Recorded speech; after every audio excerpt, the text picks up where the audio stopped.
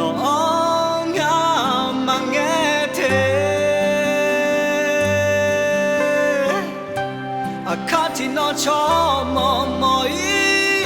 khó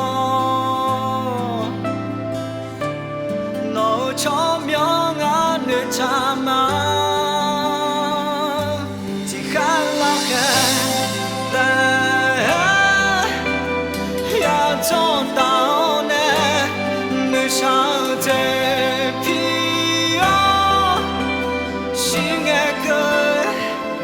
ya xa khó đi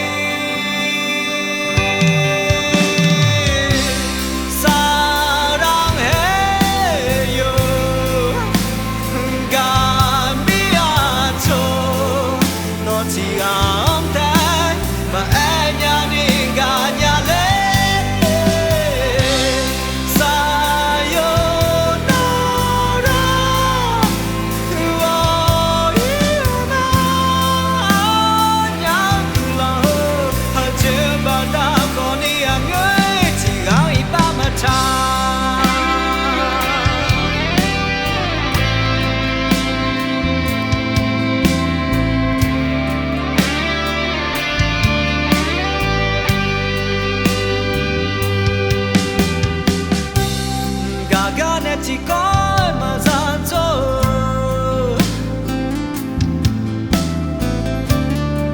nhà nhì gà tem mà ngỡ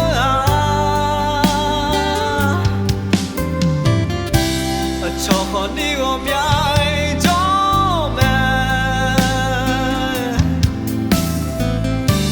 cho hào để gì hơn lối tại mẹ